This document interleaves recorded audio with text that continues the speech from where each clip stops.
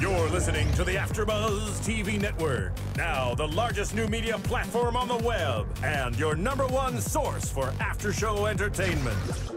Very good, Keith. Johnson. From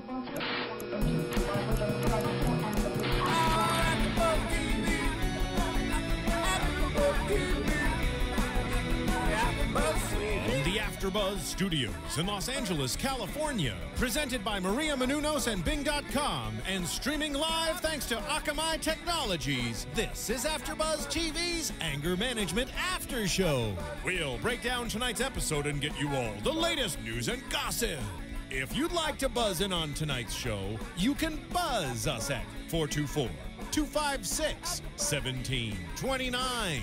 That's 424-256-1729. And now, another post-game wrap-up show for your favorite TV show. It's AFTERBUZZ TV's Anger Management After Show. Hey everybody, Bing is for chewing, and we are here doing a Valentine's Day special edition of Anger Management. This is season 2, episode 6, Charlie in Deception Therapy. Happy Valentine's Day, everybody. Yes. Do you think it's ironic that the Deception Therapy came on the Valentine's Day? That's the episode that they chose to air on Valentine's Day? Do you think that's on purpose? I just think it's ironic. I don't know that, I don't know. But that's, that's not one of our topics for the evening. Anyway, I'm your host, Anna Koppel, here with me in the studio this evening. Hello, hello. I'm Kaissi. Welcome. And engineering this evening in the booth. Well, it's Steven. I'm right here. Yeah. We have Steven Lemieux. Our imaginary friend, Steven. There's nobody engineering in the booth tonight, guys. I feel like he might be chiming in, and that's good. That's okay with me. Yeah, Steven's a chimer. He's a chimer-inner. He's into the show. So, anyway, this evening I was very glad to see. I think we've made some predictions in the past about Jen and Kate maybe spending a little more time together, and I think that was your prediction. It may have been. Doesn't matter. I'm glad to see them interacting. I like this. So they go. First of all, is it rude to not respond to text messages, to not respond to phone calls? Well, are you getting mad at me because I never respond to yours, or no? I'm just kidding. No. I do think that yes, it is absolutely rude to not respond to a text message. But it also it sends a clear message. It says like, hey, you know what? I either don't have time to respond to you, I don't want to respond to you, but I think there's no gray area. I think especially when you have a relationship with somebody, when you are going to run into this person, whether or not she has a clear relationship or an independent relationship. Kate and Jen have an independent relationship from Charlie. They are going to run into each other. They have a long history. They've known each other for years and years and years.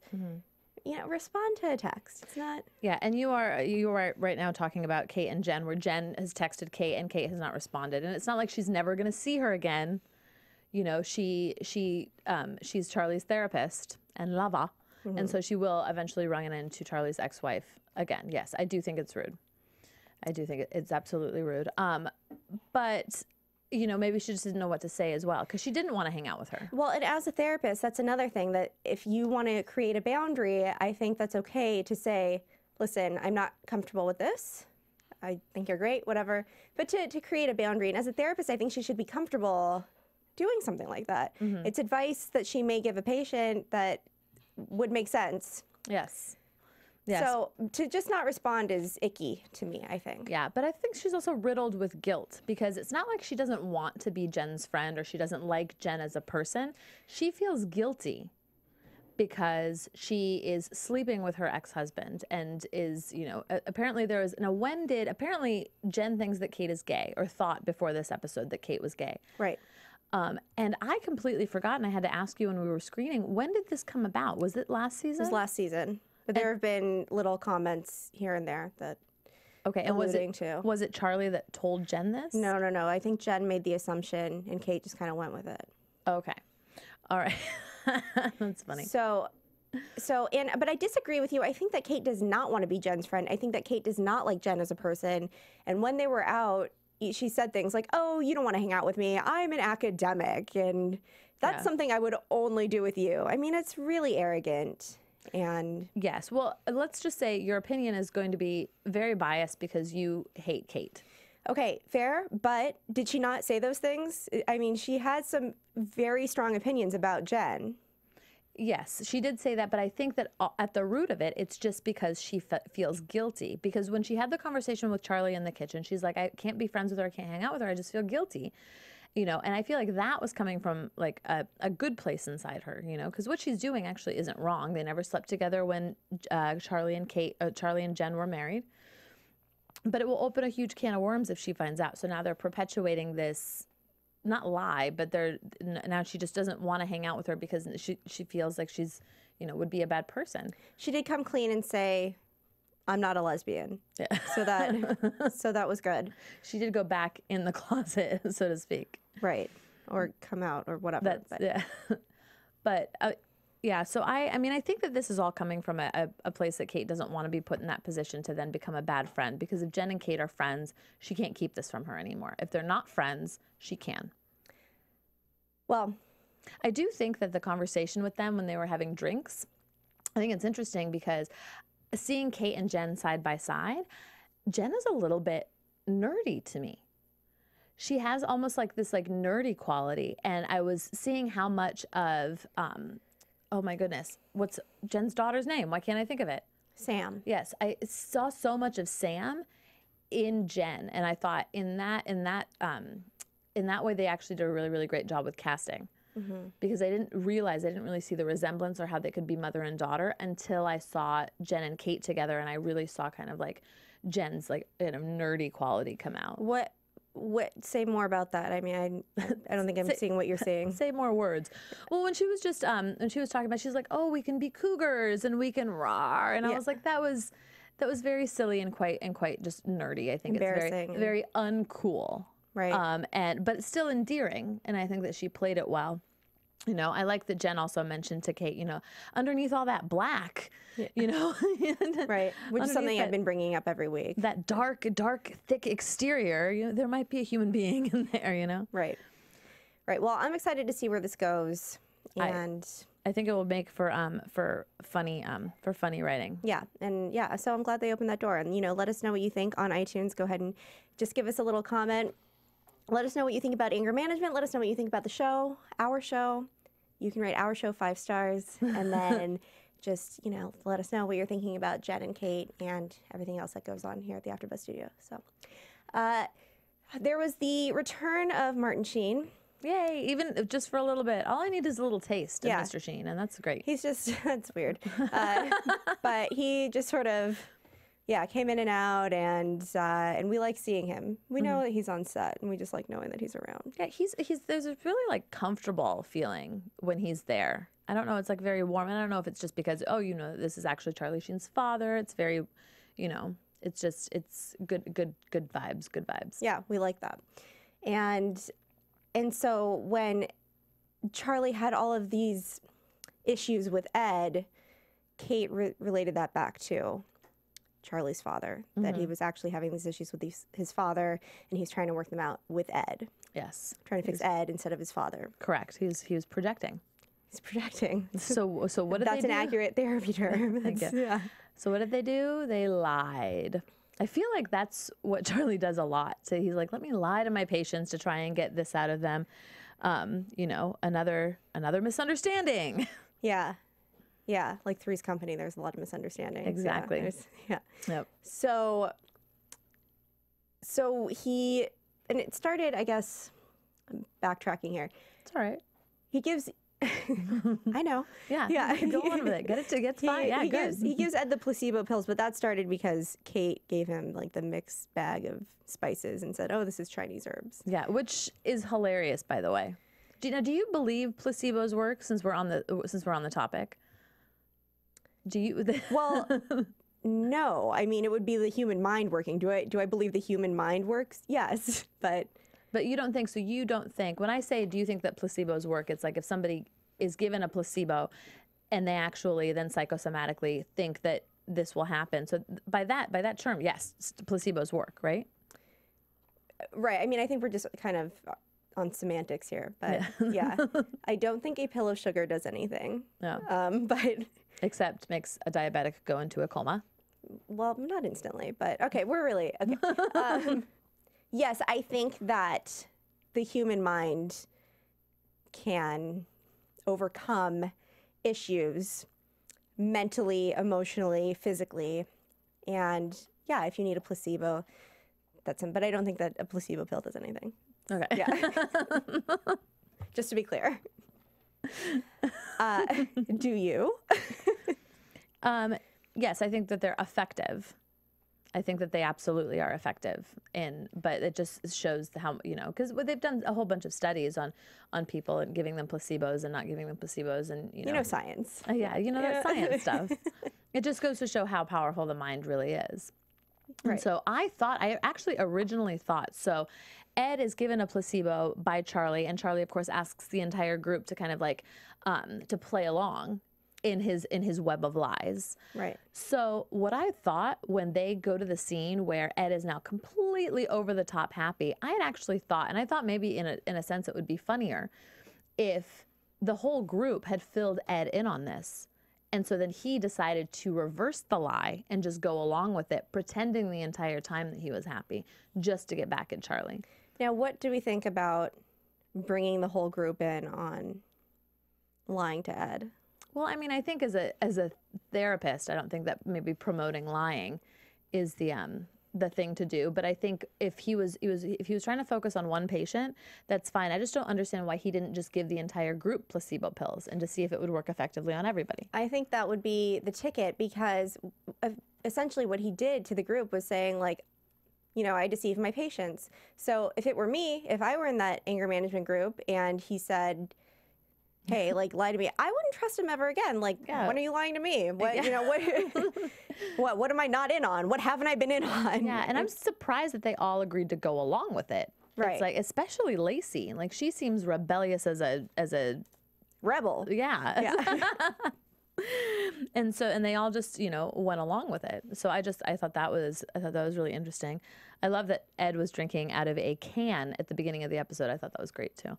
Well, and that was something else I was going to bring up, that, drinking, the ecstasy, and these are all things that he just sort of steps over, that Charlie steps over. Mm-hmm. And I thought that was strange, that he did say you can't drink in group, but he didn't draw the line at drinking. Yeah. Right, in group. He didn't say you shouldn't be drinking.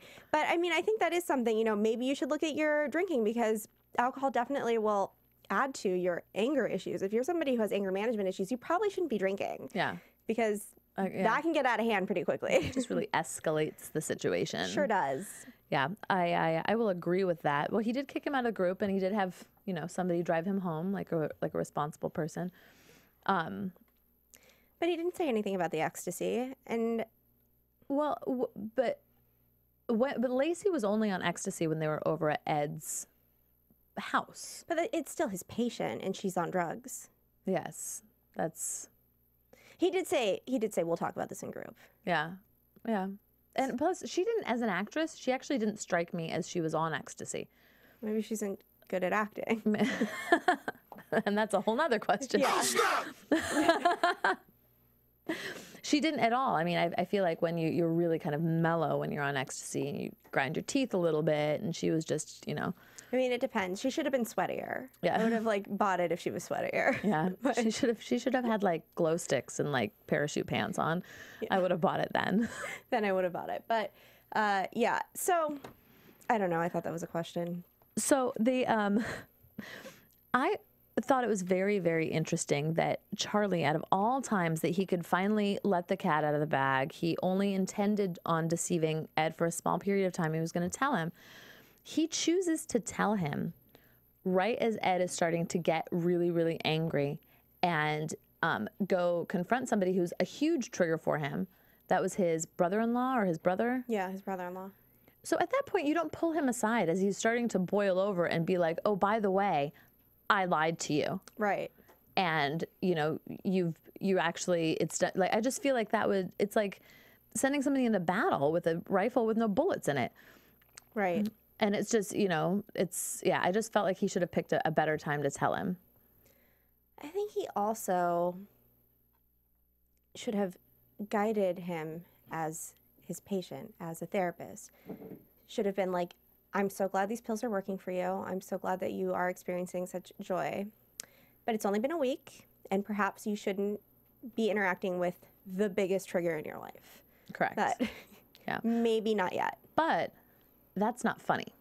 You know what I'm saying? Right. And at the end of the day, this is not, this is a sitcom. It's not a, you know, it's not an, it's Not a real life drama. It's not real life. Am I And taking this too seriously? Well, I think that when discussing it, we take a lot of things that are just kind of meant to be like fluffy too seriously, because that's what we do. We talk about it, we analyze it, and in some cases overanalyze it, which is good. I mean, I think it's still good to talk about it, but at the end of the day, it's like, yeah, it is a sitcom. It is not real. It's true. It's true. Oh my. I will say that my favorite line of the entire episode was Ed at the beginning when he goes, I'll just call my wife and tell her to burn dinner early.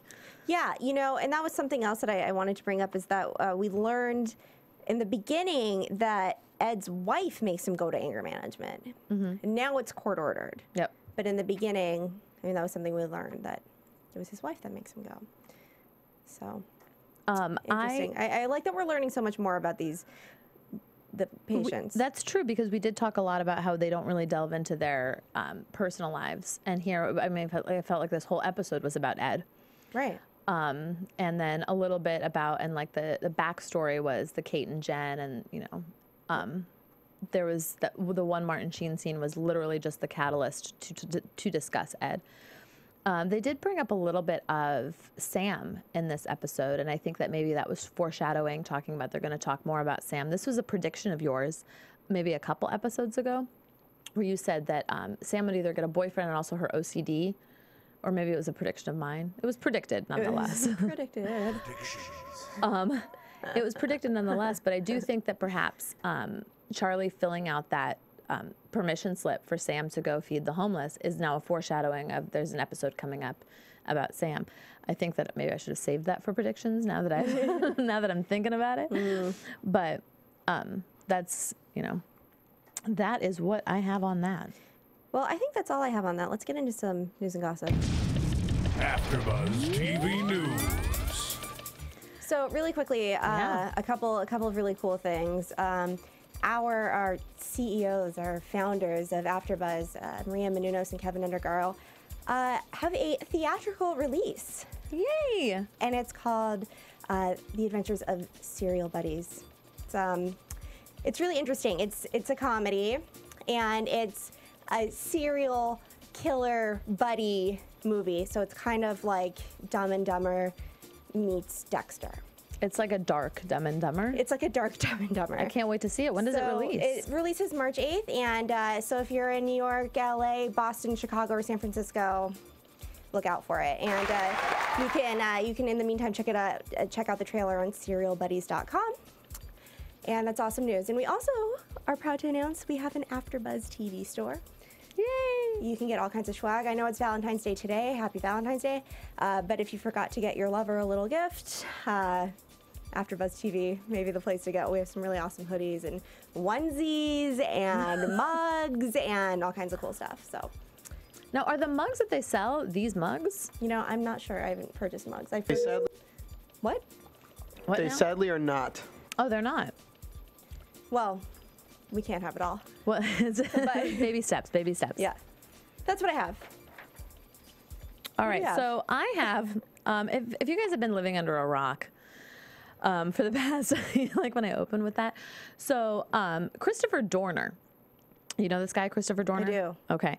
Christopher Dorner, who is now actually presumed dead. They have to identify the body, but he had this huge manifesto that he wrote. So this is a gentleman. He was a former LAPD and of the Navy, suspected of killing and shooting 3 police officers, one of whom has died.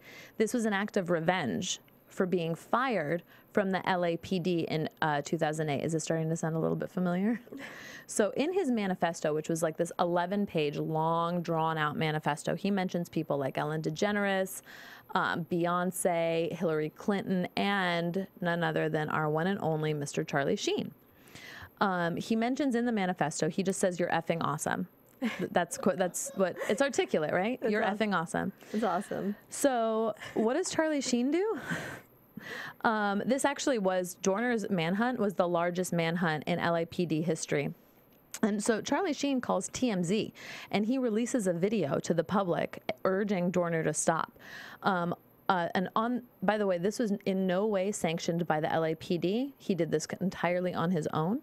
This is a 17-second video. It was posted Saturday on TMZ, where Charlie urges Dorner to call him. And I'm quoting, "I'm urging you to call me. Let's figure out together how to end this thing." Wow. You can actually go and watch the video on TMZ.com. A lot of other networks or websites tried to air it, but TMZ definitely, cuts it out. So you can watch it on TMZ. And it's really interesting because he doesn't leave his number either, which, why are you going to leave your number Right, on? everybody's going to call you. Yeah, I would. But there was also a $2 million reward that was offered for anything that was helping lead to the capture and conviction of him. And actually, a few days ago, there was a big shootout, and he is now presumed dead. So I just thought that was really interesting. So also about anger management, we're wondering if FX is starting to regret their decision. The show last season, season 1, set records for FX last summer, but now it's posting a 0.5 ratings in the 18 to 45 demographic. It's a pretty big demographic. It's a pretty big drop. It's really, really going down, and starting to wonder, we've got, 85 more episodes to go. And I think that you and I were actually talking season 1 versus season 2. The writing seems different. Like, things seem different, and I'm not sure if it's just not as exciting as it was season 1, or if just something is something. But I could definitely feel something falling off. I have the video if you want to play it. Play it. Play it. Chime in. Just to let you know, for those of you that are listening, we're actually waiting. Oh, here we go. Christopher Dorner, this is Charlie Sheen. You mentioned me in your manifesto, so thank you for your kind words. I am urging you to call me.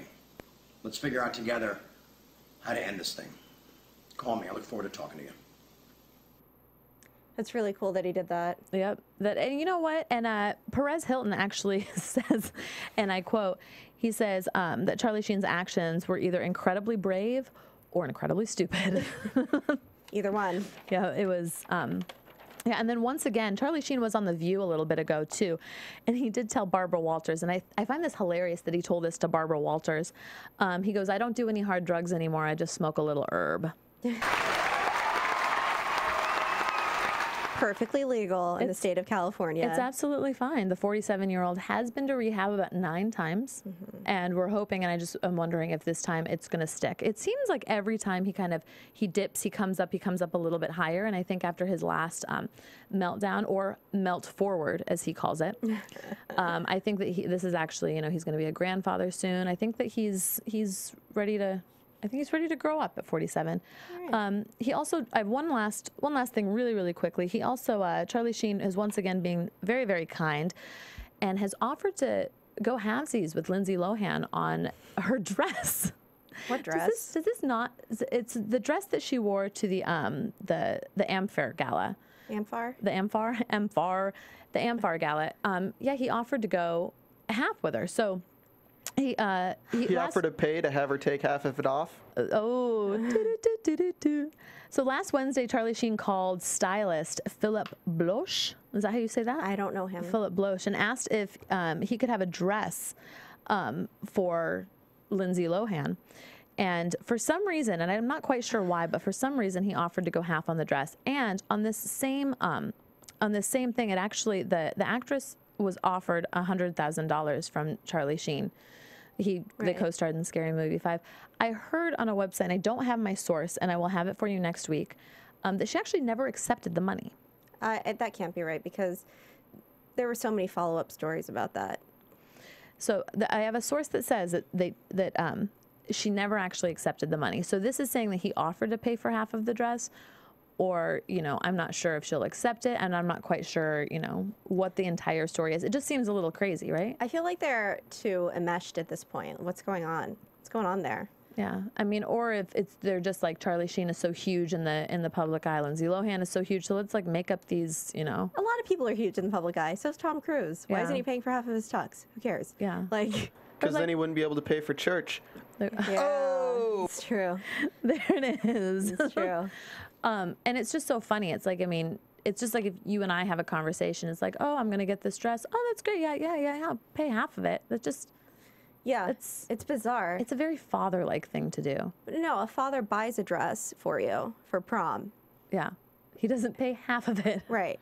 Yeah, it doesn't make any sense. It makes zero sense. It doesn't make sense. Something I is don't know, not. but something is amiss. Something is not working here, guys. Anything else? Maybe it's just because he smokes herb. Maybe. He's like, I'm going to half your dress. That was my smoking herb impression of Charlie Sheen. That's it. All right. That is all let's predict some things. And now, your AfterBuzz TV predictions. Hey, y'all, we're about to do some predictions. I like. Did he just do his own soundbite? I liked it. Yeah, that's pretty good. These are some predictions. Well, I predict that next week, Stephen Monroe Taylor, who plays Wayne, will be in the studio with us. I might have a little insight or information that might be true. It's not a really fair prediction, but I think that I predict that Anna will learn the difference between prediction and announcement. news and gossip, I should have said a different category. Oh, don't joke to her. She can't learn fine. anything. No. It's oh my. Ooh, look at that shine. Oh dear. Well, I predict that I've already predicted my prediction earlier in the show. See, that's not a prediction. That's remember the time. Remember that time? All right. See ya. See you guys. Happy Valentine's Day again. I feel like I've said that 19 times on Where the show. can we find you? You can follow me at Koppel for Mayor, KOPPELFORMAYOR.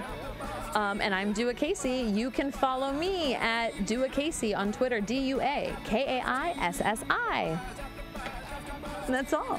That's all. From Bing.com, executive producers Maria Menounos, Kevin Undergaro, Phil Svitek, and the entire AfterBuzz TV staff, we would like to thank you for listening to the AfterBuzz TV network. To watch or listen to other after shows and post comments or questions, be sure to visit AfterBuzzTV.com. I'm Sir Richard Wentworth, and this has been a presentation of AfterBuzz TV. Buzz you later. The views expressed herein are those of the hosts only and do not necessarily reflect the views of AfterBuzz TV or its owners or principals.